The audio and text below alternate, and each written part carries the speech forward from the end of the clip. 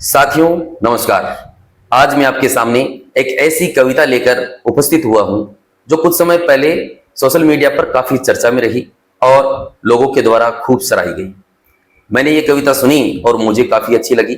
आप भी इस कविता को सुनिए और इस चैनल पर कमेंट करके, लाइक करके और सब्सक्राइब करके मुझे ये बताएं कि आपको ये कविता कैसी लगी। कविता का शीर्षक है तुम स्वयं को श्रेष्ठ समझते हो। सुनिए कविता।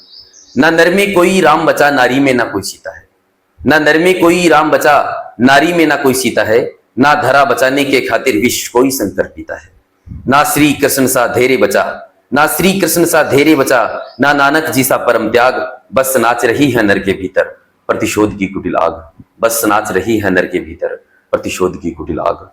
फिर बोलो कि उस स्वर्णिम युग का क्या अंश रहा बाकी तुम्हें। फिर बोलो कि उस स्वर्णिम युग का क्या अंश रहा बाकी तुम्हें, कि जिसकी धुनी में रमकर तुम फूले नहीं समाते हो, तुम स्वयं को श्रेष्ठ बताते हो। तुम भीष्म पितामह की भांति अपनी ही जिद पर अड़े रहे। तुम भीष्म पितामह की भांति अपनी ही जिद पर अड़े रहे। तुम अपने धर्म को श्रेष्ठ बता दुर्योधन के संग खड़े रहे। तुम शकुनी के षड्यंत्रों से घृणित रहे। तुम दंग रहे। तुम कर्ण के जैसे होकर भी दुर्योधन दल के संग रहे।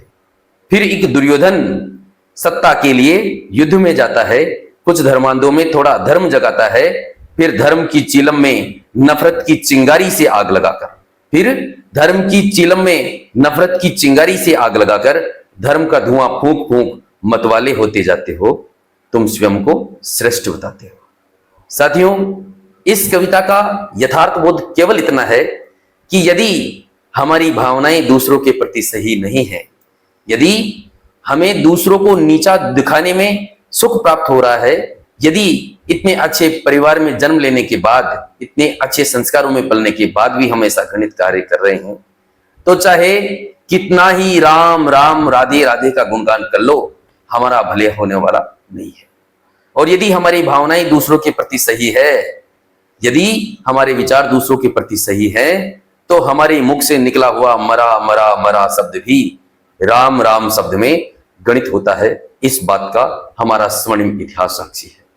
साथियों, हमें हमेशा ऐसे कार्य करने चाहिए जो मानव कल्याण के लिए हो, जो दूसरों की भलाई के लिए हो, और हमेशा ऐसे कार्यों की सराहना की जानी चाहिए जो किसी न किसी व्यक्ति को लाभ पहुंचाते हैं, किसी व्यक्ति के हित में कार्य में काम आते हैं। साथियों, ये कविता लिखने का उद्देश्य भले ही कोई भी हो, लेकिन इसका सार्थक अर्थ मैं इतना ही कहूंगा कि हमें हमेशा अच्छे कार्य की ओर अग्रसर होना चाहिए। हमारा उद्देश्य केवल दिखावे की भक्ति या दिखावे की तरफ नहीं जाकर के हमें मानव कल्याण के कार्य करना चाहिए। धन्यवाद। Thank you.